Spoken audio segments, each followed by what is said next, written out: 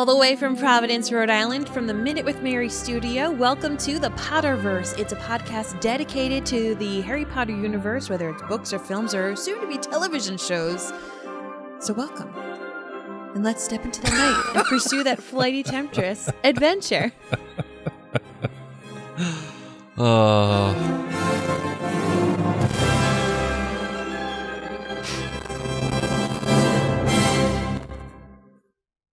Something was funky with our sound there for a second. Hold on. You can take the reins here, Marvin. All right. Yes, it is a rainy day here in Providence, Rhode Island.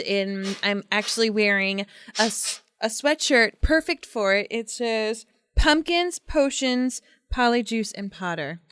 Yeah, I feel like that's what we should be doing today. We are. For the rest of the day. Oh, alas, we have real life responsibilities to be doing, right? Yeah. So for those of you who were listening to the intro there, sorry about that weird crackling sound for our intro. I don't know what the heck happened. Somebody's first time.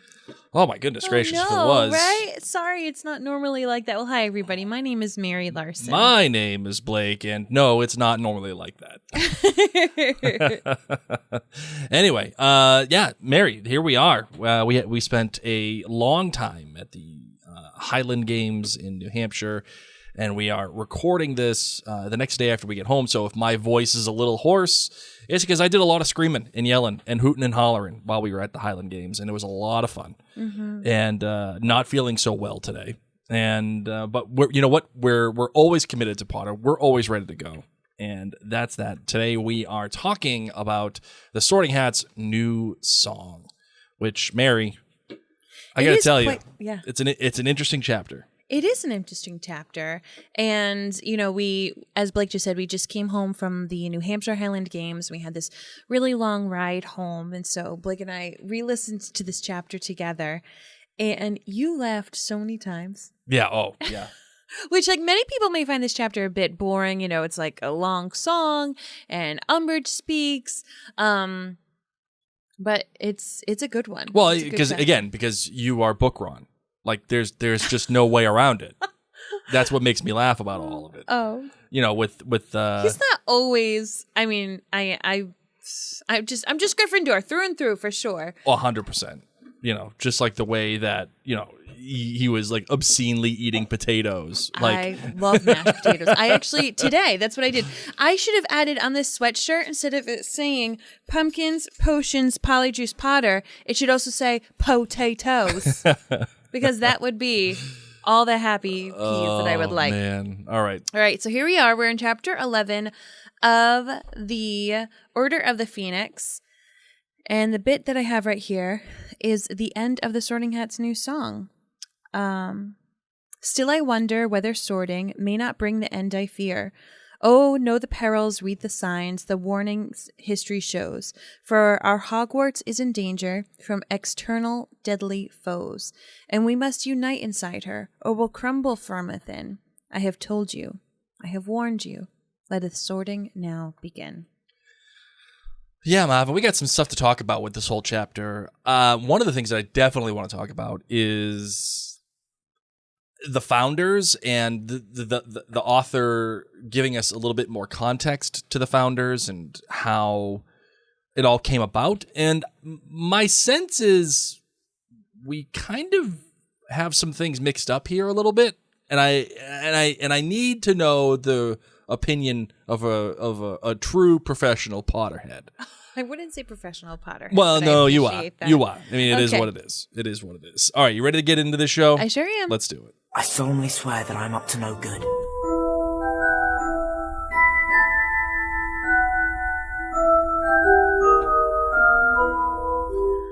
All right.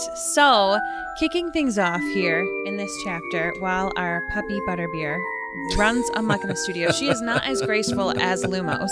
Definitely that is not. For sure. Oh my gosh, where's Lumos? Bull when in you a need china her? shop. Oh my gosh, she really is. Oh goodness me, she's 1 year old though. So happy birthday, Butterbeer. So if you're watching this live, just know that there's a we're dog dealing with right here. Absolute chaos. Apologies. So I just wanted to kick things off because, of course, we left at the last chapter, a chapter of Harry seeing the Thestrals.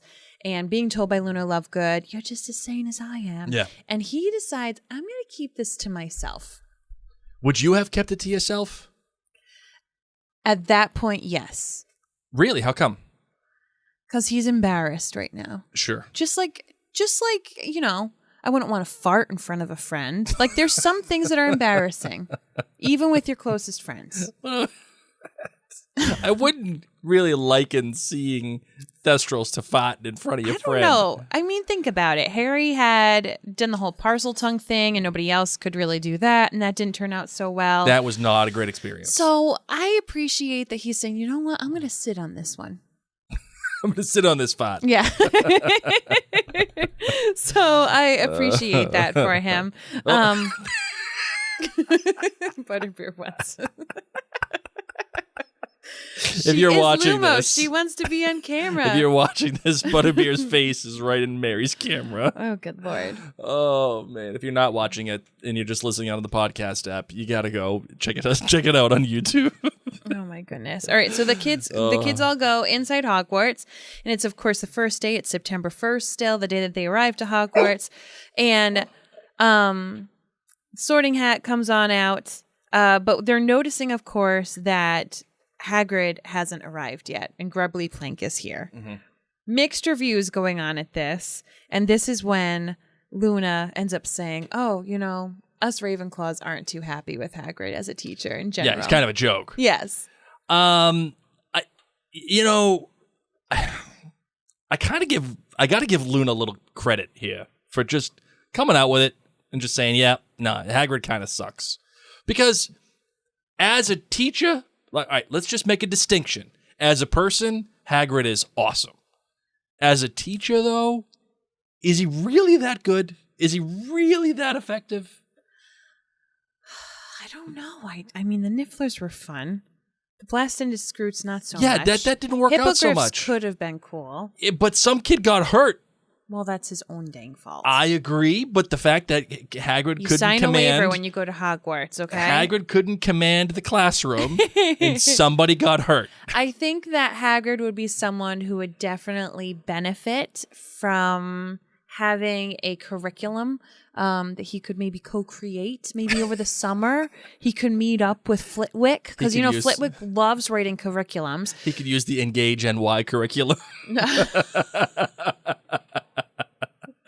My gosh, we just came from a teacher back to school night, and it's so cute because all the teachers on their open house night, they do these presentations and they go through, oh, and this is the curriculum we're using, and this is this and this is that, and they're so proud of these decisions and these things, and it means nothing. It's like saying Grubbly Plank to a Muggle, okay? Like they'd be like, wait, what? I'm like, yes, Wonders curriculum. We're back at Wonders. Wonderful. Sure, Wonderful great. for Wonders. That sounds spectacular. Wonders. Oh my gosh. The wonder of it all. So it is interesting too. So all of the Gryffindors, aside from Hermione, jump up and they're like, he's amazing. Yes. Shut your trap, Yeah. Takes Hermione a little bit. And she warms up to it. It makes you wonder if Hermione doesn't think he's a great teacher. No, I know, but it just makes you wonder if Hermione really should have been placed in Ravenclaw. Just a little bit. Just the way that she has we've said held before herself. That of the trio, Harry's like the most that could also have gone into Slytherin, obviously. Yep. And Hermione, yes, would go partially had like people. They're very rarely, I bet, are people like 100% Gryffindor. Mm-hmm. So I get it. Yep. But Luna in here is great, and it also begs the question: does she recognize like these social norms, right? Like where it's like this guy clearly is away for a particular reason, and obviously the people around you are displaying a certain liking to him. And she still comes out and says, yeah, he sucks. I don't think that they were showing a certain liking. All it is Ginny saying, did everyone see that Grubbly Plank woman? What's she doing back here? Hagrid can't have left, can he? And then Luna goes right in and says, I'll be quite glad if he has. He wasn't a very good teacher. So I don't think that it was like in her face that this is somebody's buddy. Yeah. And I don't know how often the Ravenclaws have class with their Gryffindors. I don't know how aware Luna is of the extra time that the trio hangs out with Hagrid. So, I mean, I know for myself, there have been some bad teachers. And if I were to be sitting down being like, oh my God, they're gone. Like my 7th grade math teacher was so mean and wretched. And 7th grade math, it's not easy. It was my first middle school experience. We didn't have 6th grade as middle school. We had junior high. So this was my like first junior high experience. And she was cutthroat and mean and was just no desire to get to know any of the students. Yep. I had a teacher like that, Miss Lacey. Oh man, I don't even remember this lady's name. I like blocked her out of my head, aside from the fact that she's one of my least favorite teachers of all time. But she wasn't good at helping us learn these new concepts. She was a math teacher too, Miss Lacey. I got a B. I think we got like a... I got a B. All right, math teachers, be nice to your kids, will you? Be nice. Please. And it was heartbreaking. So if this was my teacher that I didn't think was good... I mean, because here's the other thing. Okay, so Hagrid's nice. Let's say Hagrid's nice, but a bad teacher. Yes. Have you had any of those? Nice, but a bad teacher. Absolutely. Okay. Absolutely. I've had that. All right. And so would you have been sad if they didn't come back? Yeah, because it was a nice person. Oh, but they were your friend. Well, yeah. I mean, they weren't like my friend, but like they were a nice person. They cared. They wanted to do the right thing. I had a history teacher who kind of looked like Hagrid. He was one of the football coaches. Okay. He was friends with a lot of the students in the class because they played football. Wasn't my friend. I was in the marching band. He should have been friendly with me. I'm there cheering you on, man. But anyway, he stunk. He would just sit in his spinny chair. He wouldn't even have the energy to go stand up and write on the board. He would just dictate to us, and we had to write notes the whole time about history. And I was, the Luna in me knew that guy sucked. That they just kept him around because he was the one that could coach the football. Sure. Okay? And he would just sit there, okay, and then this happened. Everybody got your pens? Let's go. And that was it. I had a history teacher who, very much like you, Mary, was the varsity coach for football. Yes. And I'm sure at some point he cared about history. He was a young dude. I'd probably say in his late 20s, maybe early 30s. And all he would do, it was just like take notes like that maybe he got from, online, or actually even then online wasn't really even a thing. But like he would have notes, and then maybe he would, from his high school class. Yeah, and he would write the notes up on the chalkboard. Yeah. And then he'd be like, "Okay, take these notes." And we would we would take notes from his notes. So that I think is what Luna's getting at. Luna's like, this is my version of what Hagrid is. Yeah.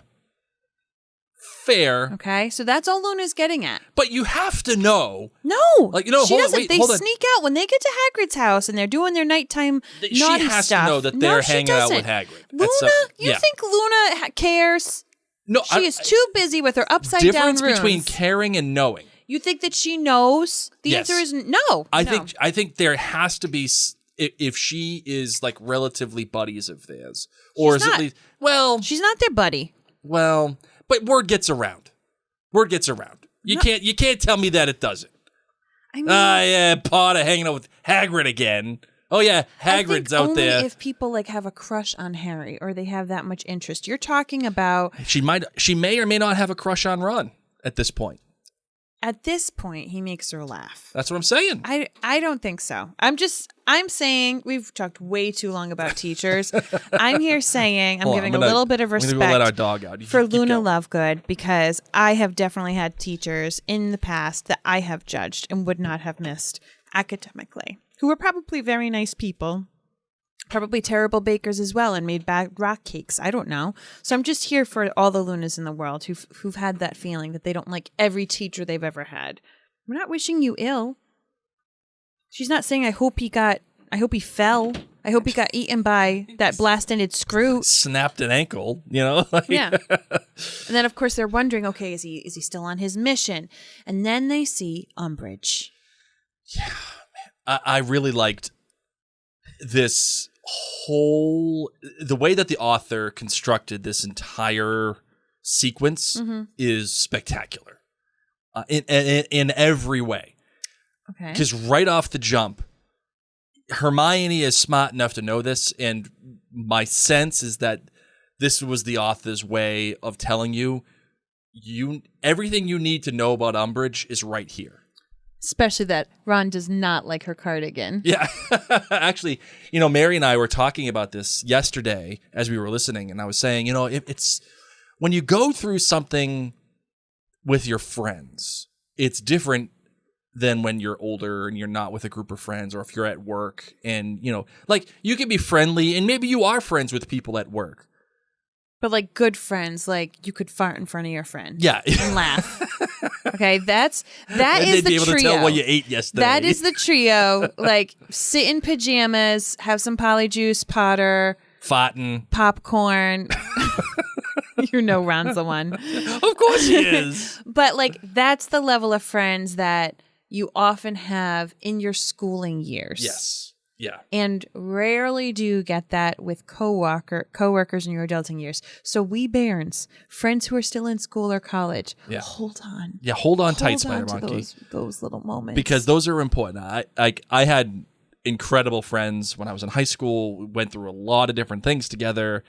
There are, for those of you who are going to college and you feel like, oh, I'm going to miss my friends from high school and it's never going to be the same. I promise you, your friendships in college will surpass those in high school because there are just things that happen in college that are just different, and you all go through it together, and it's amazing. But what I'm saying is, when Ron's like, yeah, nice cardigan, I love that little line because only a group of friends who get each other, understand each other, know each other's moves, you can say that and feel safe in saying it. You're not going to offend somebody. You're not going to be sitting next to even at this point, Lavender Brown. If he said that while he was sitting next to Lavender Brown, he doesn't know. Maybe her mom is the same one. Maybe she actually likes the cardigan. Like you don't know each other's humor and way that you can do that. So I agree. You get that nice little friend banter. Yeah, it's great. And even Hermione being able to pick up on all the things that Ron and Harry just like, what is that? It's just nothing. And really, Umbridge is saying nothing the whole time. Oh, keep what is great and let go of what is not. But if you read the subtext, you see what she's saying by not saying it, then there's a whole lot there to unpack. And Hermione's 100% right. My question to you, Mary, is how in God's name could Dumbledore allow someone from the Ministry to be on that staff? Well, knowing the kind of person that she is, how could we allow that in the school? So I didn't know this either when I first read this book. Okay, when did this one come out? Was this 2000? This is what, 03? I'm flipping. I'm going to say 03. Really? Yeah. Oh my God. I wouldn't say that late. Anyway, I wasn't yet a teacher when this book came out. I was still a student myself.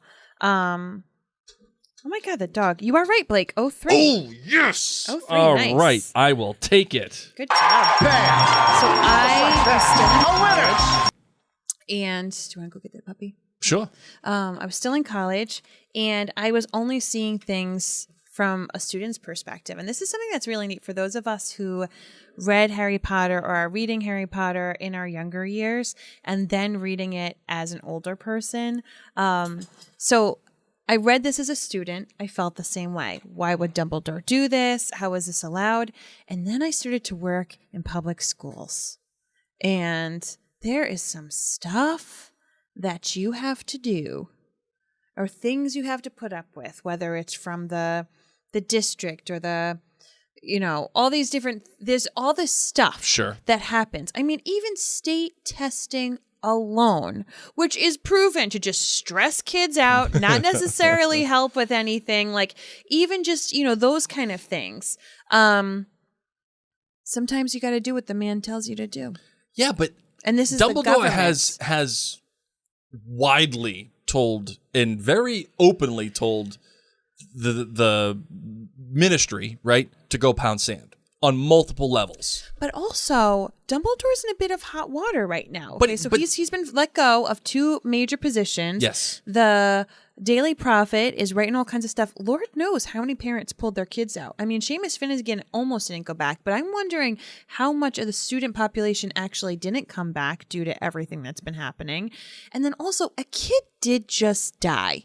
So the government could have put their foot down and said, listen, we're not going to shut the school down, but this is what we're going to do. Yeah, but Dumbledore himself just died. Dumbledore himself has said that the Ministry has no jurisdiction over Hogwarts. Correct. But I think that this was then their happy medium. Okay, but we would like to have a presence, and we do understand Fair. that, we've had also all these teachers that have been bananas. You had a werewolf, you had not even they just had Faux Moody for a year. I think as a parent, if I knew that, because I don't really know how much that has come out, Faux Moody. Good point. As a parent, having a werewolf one year, having Voldemort live in the back of your head, Quirrell, they don't know that, but Quirrell's gone, obviously. Then they had Gilderoy Lockhart, who's now in the cuckoo closet, goodbye. He went to St. Mungo's. Gilderoy Lockhart alone, one of the most famous wizards of their age. Almost all the moms love him. All they know is he went to Hogwarts and he didn't come out. He's in St. Mungo's. So they have... Quirrell didn't come back. Quirrell didn't come back at all. He blew up. Okay? They don't know what happened to him, but he was kind of a nobody. Yeah. Gilderoy Lockhart went to teach at Hogwarts, is now in St. Mungo's. So Third one is not a good look. Third one was a werewolf. Fourth one, if they knew the truth, would not be good. And even the lie, not good. You don't want Alistair Moody teaching your kids. So honestly, and then a kid died. I feel they had the right to pull their weight a little bit and say, I think we need to step in just a little bit. There's an opening. There's a job opening. Dumbledore had in the newspaper. Yeah. Would anyone like to be the professor? And nobody applied. Yeah, our latest success rate has been about 0. Yes. And he was thinking maybe Harry Potter can. Oh, maybe. Man. Hogwarts, I will say, by this point, has taken a few L's, okay? Yeah. And we've talked before, is there admission, is there money, or is it publicly funded? And if so, does the government now have the right to pull back?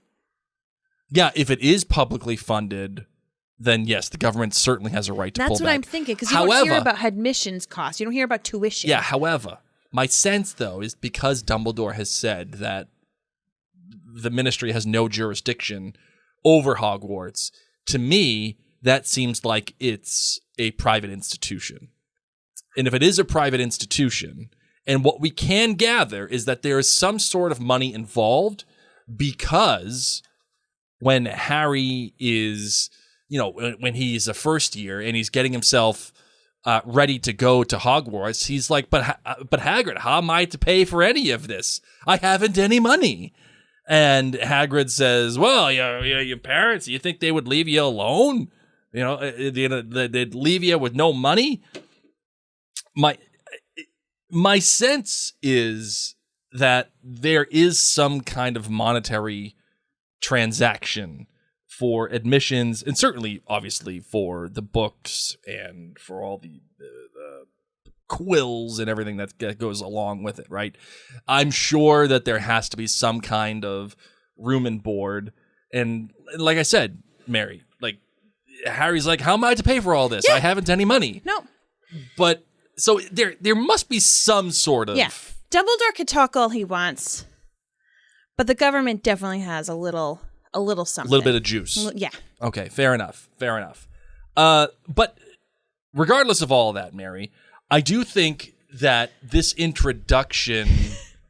What? I love what we find interesting in this chapter. You cannot wait to get into the Sorting House song and the history. That is the most boring part. I skim through it. I'm like, I know. Shut up. And then I skim through it. Dolores says, I know, shut up. I get to the fight. Okay, I get to the fight at the end. Oh, don't you have a go at my ma? I'll have a go at anybody. I'm like, yes! This is like football to me. This is my sporting thing. I like the beginning when they're missing Hagrid, and I like the end when they're about to get into a fight. Oh my goodness gracious. And Harry's so mad. Seamus right. is so mad, and Dean's like, my parents are muggles, man. I'm just here for the magical food. You know, there's also something to be said here, Mary, because we talked about how much truth has gotten out and how much of these stories have gotten out to everybody. Yeah.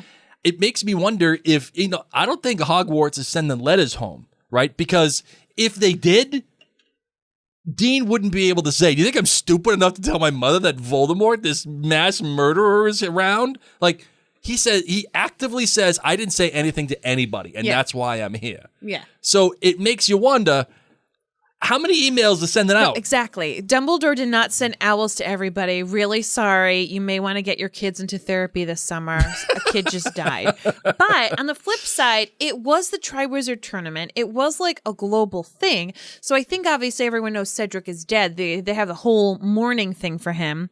But Voldemort being the reason, I don't know if an owl sent out with that. Yeah. Fair enough. Okay, let's get into the history and the song, your favorite part. Well, I just want to talk about Umbridge here. I thought we were going to talk about the Sorting Hat song. Well, no, I want to talk about Umbridge a little bit. Okay. Umbridge in this chapter is scary. And it's not overt. It's not in your face scary. It's the kind of scary that if you see it, then you should be terrified. It gives me the scaries that you would get once again in middle school, junior high, or high school or college on your first day of class. Yeah. And there's that teacher who doesn't even smile. Because some teachers are taught not to smile for like their first month or two. Really? Yeah, because you want to establish, especially if you're like a younger Gotta teacher, go alpha. You have to go alpha. So you have to maintain, like you have to go in really, really strict, and you have to show your guideline, your rules and all this stuff. And I remember being given that advice. Wow, and I'm like, interesting. Because I was closer aged to my students than I was my coworkers. Sure. That's really weird when you go out and you teach high school. I would wholeheartedly agree with that, Like, even though I've never been a 5 years teacher. older than you. But yeah, That's it. it's a weird thing to, I think, experience, right? Yeah, especially it when is. you're a brand new teacher. And so I did not take this approach, but there are definitely teachers that are either just mean and bad to the bone or who have been given this advice and they come in and they scare you. It is like, just so you know, the way that things were in elementary school, it's done. No more recess. Yeah. Oh, no good more point. fun. Okay? We don't do that here. We don't have, no, there's no snacks. Okay? You better eat a good breakfast and get a good night's sleep because if I see anyone sneak a bit of food in here, you're done. You know? Those people, because I was the snack eater. Oh, you definitely were a snack eater. In case my Ron isn't showing through enough. Sitting over there eating potatoes in an obscene manner, probably. My thing was dry cereal. I put it in a bag and I'd munch on it. No, I was quiet. You can't be quiet with dry cereal. I can. You're the one. It's impossible. You're the one that has the cavernous head that echoes with every chew. I was quiet. So, Umbridge is the person here that you need to be scared of. And not because we know what's coming, right? Like, obviously, we know what's coming. That is, in and of itself, very scary. But when you're first reading this chapter, she's the kind of person that's quiet scary. I had no idea when I first read it. Really? I mean, granted. I knew right off the jump when I first read this book that this woman, no good. Or even in the movie, when I first saw the movie, no good. I don't know. I think I'd been taught that appearances are deceiving in the past couple of books, whether it was Lupin or Sirius or Moody. And so I feel like the past couple of books have been teaching me don't judge a book by its cover. But it's more... And all she's doing is hem and wearing lots of pink and looking like a mean aunt. And then we had Mrs. Fig, who's kind of like a weird looking aunt in her slippers, who turns out to be really good. So I did not have a preconceived notion about this woman. But it's more about her words and her actions. Yeah, see, I glossed through that. I was too busy eating No, mashed you potatoes. wouldn't say. Her words and actions, and even if you're paying attention and you're reading the reactions from other professors, like especially the one that McGonagall gives, where her lips get so tight you can't see them. See them. That I those just are thought she was uptight. Those are really important things, and it's the way that she categorizes progress, but progress for the sake of progress is, we shouldn't have that. That is an extraordinarily scary sentence, because progress in and of itself is progression, right? Mm-hmm. Like, you can't have progress. I mean, I suppose you could have progress for the sake of progress. It was just so boring for me to read, Blake. Ready? So this is okay, honestly, Ron. like I understand. I'm going to read it the way that my brain has it. Just the second part. Every headmaster and headmistress of Hogwarts has brought something new to this weighty task of governing this historic school. And that is as it should be, for without progress there would be stagnation and decay. Once again, progress for progress' sake must be discouraged, for our tried and tested traditions often require no tinkering. A balance then between old and new, between permanence and change, between tradition and innovation. Okay? Boring. This is all by design, I just Mary. had to read the whole flippin' Sorting Hat song, which was 2 pages long, and now we've got ba-ba-ba-ba-ba-ba-ba-ba. I was like, done. You're boring. You're boring. It's the whole. That's by design, Mary. I know. That's why I'm saying when you read it as a grown adult, you were like, right away, oh my goodness, look at these special words. And I'm like, this woman's boring. She wears pink, looks like a toad. Check. Hermione's nervous. Okay. Well, the other thing that she says too is that anything that goes against, tradition and the way that things were, that in and of itself is scary too. Like, I like this. Let us move forward then into a new era of openness, effectiveness, accountability, intent on preserving what ought to be reserved, perfecting what needs to be perfected, and pruning whatever fine practices that ought to be prohibited. I gotta tell you, I hear that I don't have a problem. It's the fine art of saying nothing. It's like, let's keep what's great. Let's get rid of what sucks. But we need to have progress, but we can't have too much progress. That sounds like my self-reflecting journal. Oh my God! Like, this is what I'm telling myself. What can I perfect? It's the perfect what can politician. I prune? And again, it's the art of saying nothing. You say one thing and then immediately counteract I don't it. think what she says is bad.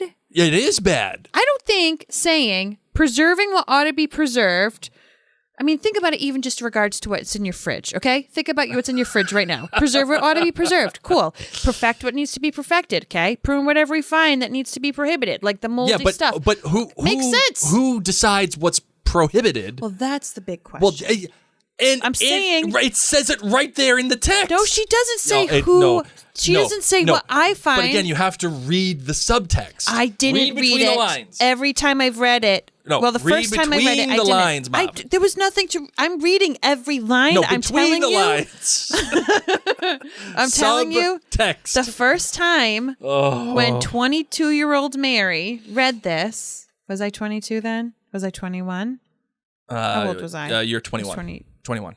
Yeah, I was 21. When 21-year-old Mary read this. What are you talking? When 41-year-old Mary read this, she still said the same thing. I still think it's fine. If Sprout said something even like this. Okay, guys, let's look at our mandrakes. Let's save the ones that should be saved. Let's chuck the ones that got moldy. And the ones that look like they, could do something, let's give them a bigger pot. But you also have to understand that this person comes from the government. I know. I didn't know then to not trust the government. Well, it's not that you can't trust the government. It's that what she's saying is that implicit in all of the things is that, and in her actions, notice how she gets up, automatically just interrupts Dumbledore and says the things that she says without a recognition, saying that, traditions must be preserved, yet at the same time, she is the one breaking tradition by... She gives a little bow.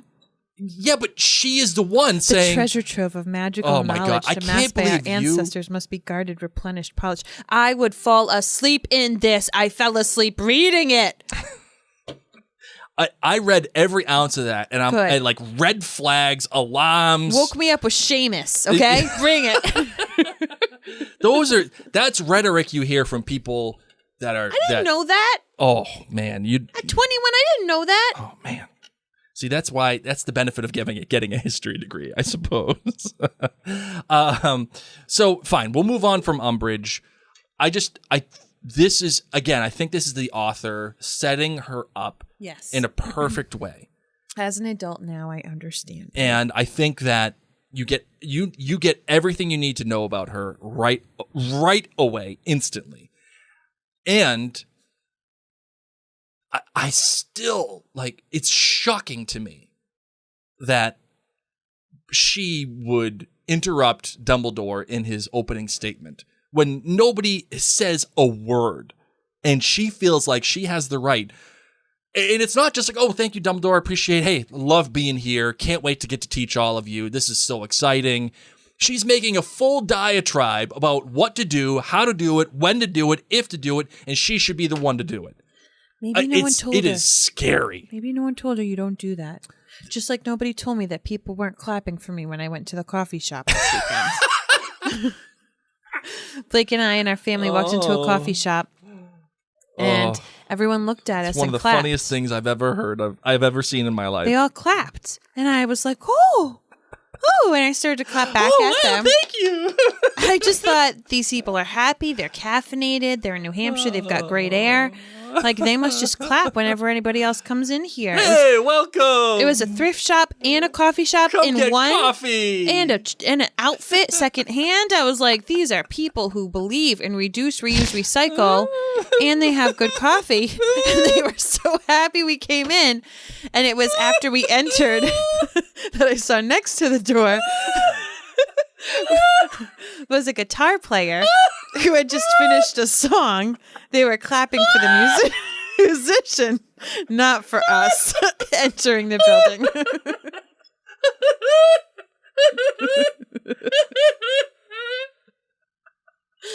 Nope. Not. So that's what I'm saying.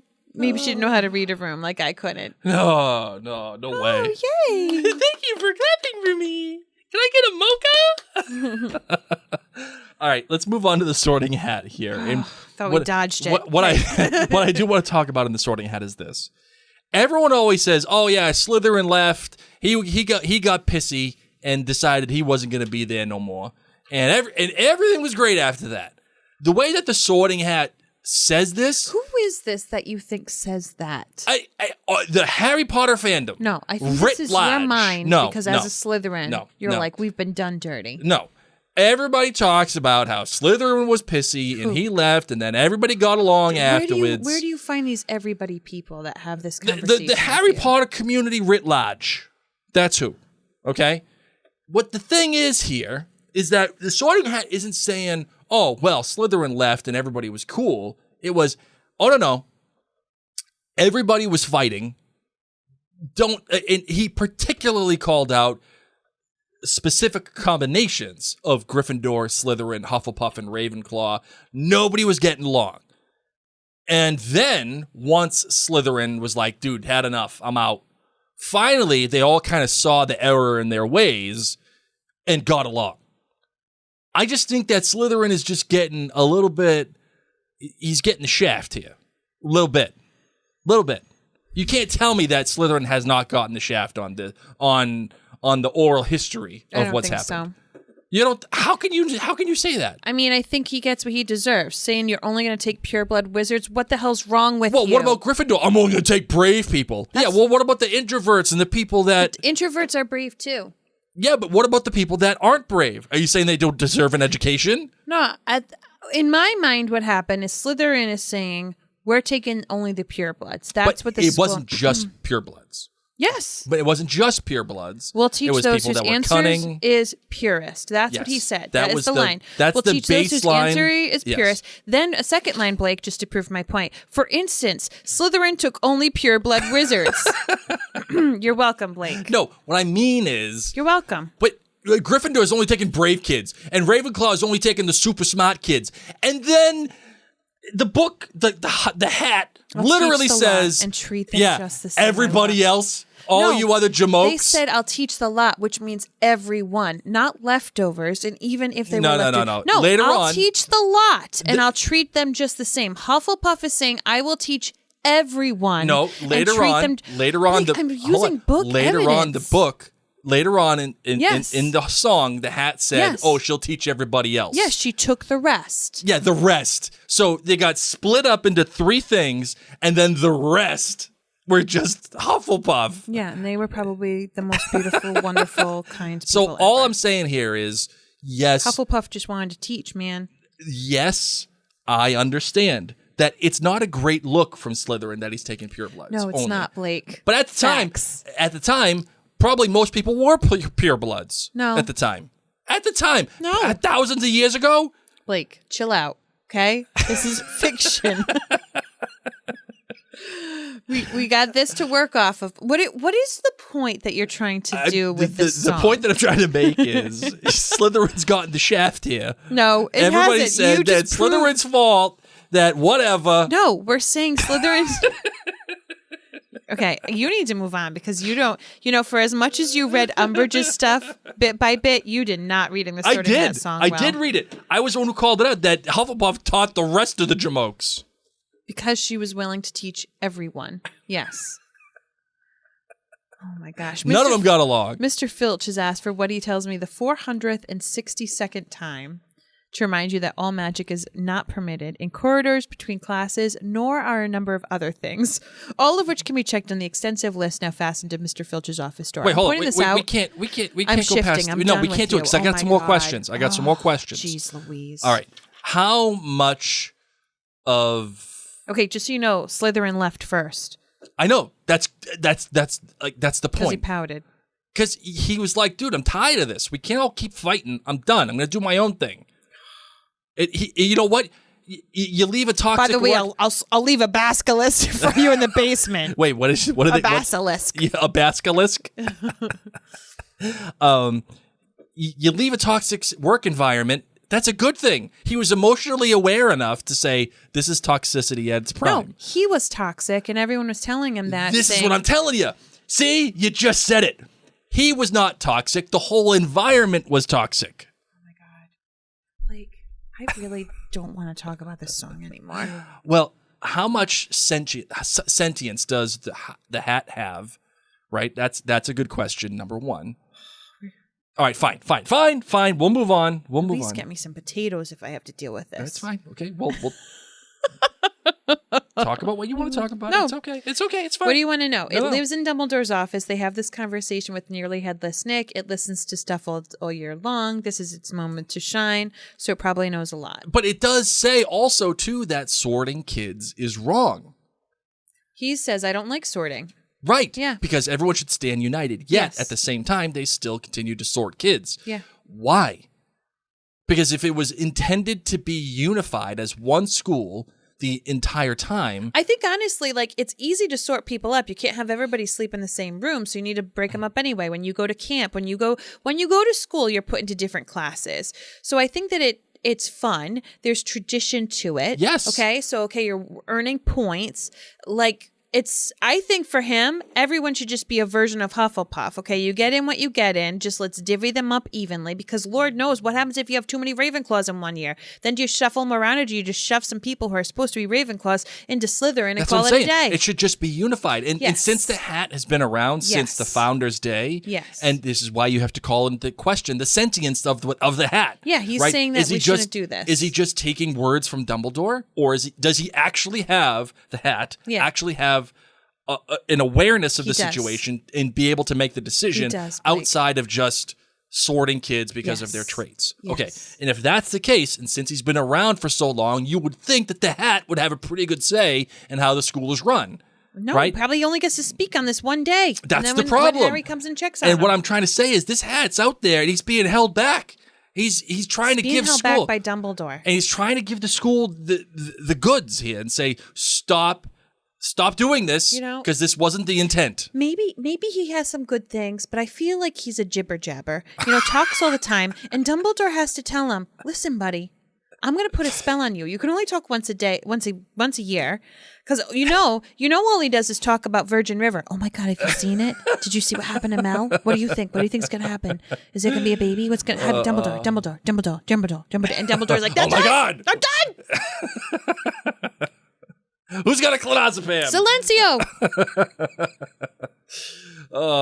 fine. Fine, so fair enough. let's get to the fight. Yeah, all right. So we have the fight here, and like to be honest, this is the least important thing to me. Oh my God. My favorite bit. All right, so go ahead. Okay. Well, this is such a great moment for Ron. No. Seamus coming in and just being upset. I almost didn't come here. It's because of you. Just tell us the truth, Harry Potter. You know why? Because. Oh, yep, I got you. Hold on. I'm Harry freaking Potter. And I kind of appreciate Seamus and Dean wanting to know, and Neville wanting to know what happened. Like, you have been our bunkmates. You have been in our room for the past 4 years. Sure. We spend at least 180 days in the same room with you, in the same classes. We hear your farts. Okay, we're fart level friends. Fart level friends. Why do you not tell us what happened in the labyrinth? Come on, just tell us. So I feel slightly bad for Seamus and Dean, who probably are scared. You know, a lot of people act cruelly and judge and are quick to make bad decisions when they're scared. Not that Dean is making bad decisions, but I'm saying Seamus and Seamus's mom. Definitely making some poor decisions. I think Seamus came home and cried, Mom, something happened. Some kid got killed. Some kid got killed. He was the coolest kid in the school. I wanted to be him when I grow up. Like, it was Cedric Diggory. His mom's like, get out. Oh, he's the Hufflepuff, though. Don't worry about it. It's No. fine. I feel like Seamus's mom, you know, they love Quidditch. They love all this stuff. They would have been friends with the Diggories. Seamus's mother, Oh, my gosh. she's the one that reads one article on the internet and then declares herself an expert. Like, she reads the flat earth theory and's like, hey, earth is flat, man. I watched a YouTube video. I just feel so bad because I think that Seamus went home scared. I think behind like every bad action, particularly in children, I think behind almost every bad action in children is because of like fear or unknowing or trauma. Like, you need to give, especially youngsters, the benefit of the doubt. I think Seamus is really scared. He's trying to tell Harry, can you please tell me the truth? Because if you're saying that the Daily Prophet and my mom are wrong, then what is right, Harry? And Harry's like, I'm scared too, so I'm going to raise my voice. And shame on your mom. You can't even make a mom joke at me because my mom's dead. Bring it. And that's when Ron comes in. And he throws it down. I'm going to give you detention if you pick on my best friend because I'm a prefect. And I was like, yes, way to go. Way to go, man. Neville stands up saying, my mom thinks that it's garbage. My gran. Oh, yeah, sorry. Rest in peace. Will's mom's not dead, but you know. Yeah. She's hanging out with Gilderoy. So I'm happy that Neville gets to have his kind of hero moment here too, standing on up saying, you know, we stick with Dumbledore. And I love how mad Harry gets. The awesome thing that the author does here is she continues this isolation for Harry. Mm-hmm. You know, we not only are your friends aren't even your friends anymore. Like, not only is Dumbledore not talking to you, your fat friends are otherwise known as roommates.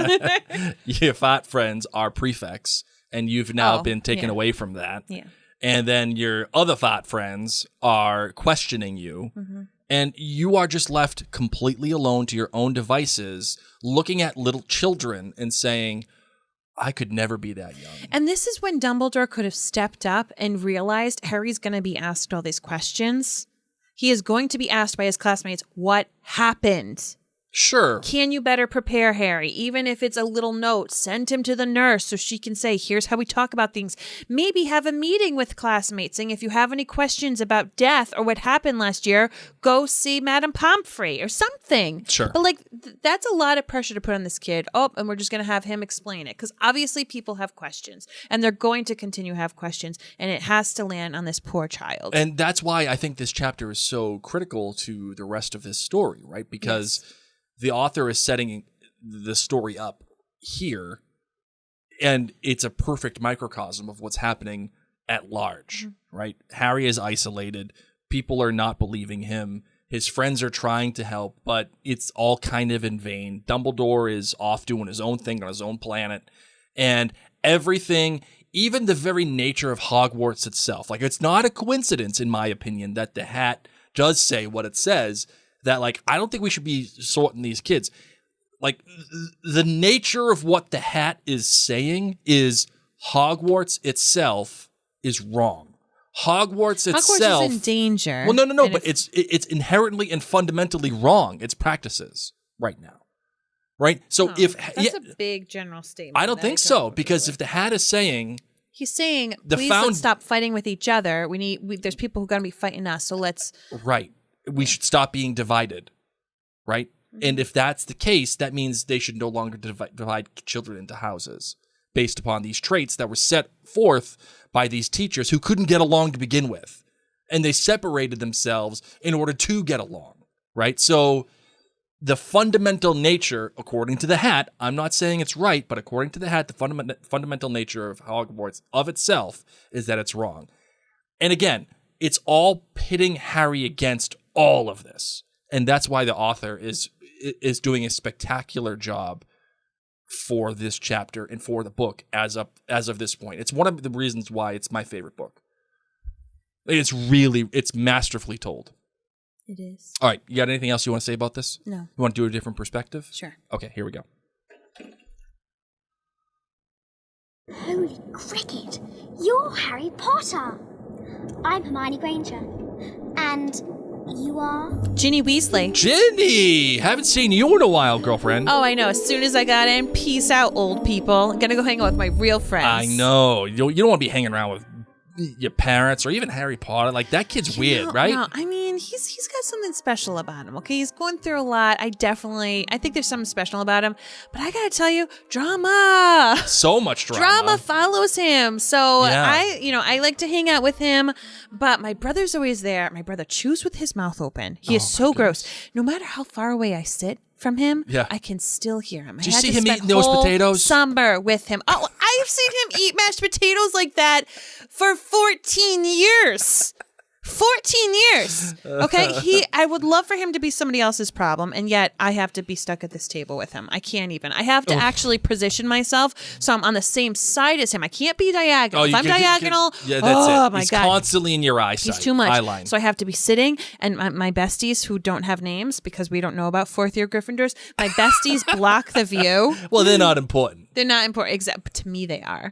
And they are drama free. They talk about where they went on vacation. Nobody's trying to kill them. Their parents don't have a million kids. Like, I live for September 1st. Oh, yeah. Because to me, you got to get away from it all. Oh my God. Between my mom crying about Percy, my freaking brothers making me fall down 2 flights of stairs. You almost died. Harry Potter almost dying. I'm telling you, I've got a crush on him, but like he definitely has drama. You got a crush on Potter? Shut up. You're not my fart friend yet. Don't say it out Listen, loud. I don't want to go sniffing your farts. Okay, so I've got the brothers who try to kill me, Percy who's making everybody cry, Ron who has the loudest chewing next to Blake Larson. Oh my God. And then Harry Potter who like shows up like, man, I'm just like drawn to the bad boys. So it's just hard. So I love sitting down next to my fourth year nameless friends who have basic summers. What'd you do? Oh, I went to vacation in Mallorca. Oh, that's so nice. How about you? Oh, my daddy made a pool. Oh, we pruned the garden from gnomes. Like, love it. Love it. Love it. Love it. Here for it. Give me normalcy. Seriously. September 1st is my favorite day. It's also my mom's favorite day. We like high five it because we're like, peace out. We don't have to deal with these men anymore. We don't have to deal with each other anymore. No, me and my mom like each other. Well, yeah. So, but we just get it. We both know that we're free. We're free. Free as a bird, fly far, far away. She goes shopping, and I sit down, and I surround myself around people who don't try to kill me. Vanilla friends. Yes. just it's so the good. The purest definition of oh my gosh, vanilla ice cream friends. Yeah, their drama is that they got pimples, and they like used my brother's, pimple popping medicine, which actually gives them a tail or something. Like it's awesome. I love September 1st. I live for it. I get to be around other girls. I don't smell farts all day, and no one throws me down the stairs. September 1st, favorite day ever. Oh, good job, Mary. Thanks. I like that. All right, you ready to close this bad boy out? I am. Let's do it. You're going to close it out because I have to go get the kids. Oh, okay. Fair enough.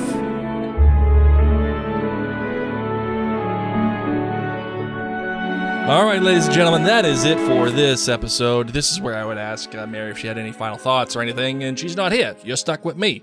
So that's that. And I'm not a good host. I'm just, I'm just here, man. And there's my window if you're watching this. I got to fix that because that was there when we were doing stuff with Butterbeer. There we go. More better.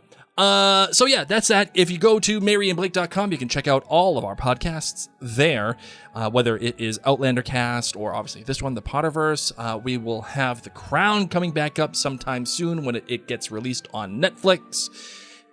If you are a fan of House of the Dragon, we have a podcast about that as well. And of course, Bridgerton. I mean, you can't miss Bridgerton. It's incredible. Search us out at Mary and Blake for all of the social media spaces. And if you feel like you want to write into us, you can at maryandblakemedia@gmail.com. I know we do have a ton of feedback, and I promise, I feel like I've said this now multiple times in a row, we are going to get it on air. I swear on everything holy. We haven't been able to do it yet. Until then, though, my friends, my name is Blake. I'm speaking for Mary. And you've been listening to the Potterverse. Oh, no, I'm supposed to say mischief managed. Mischief managed.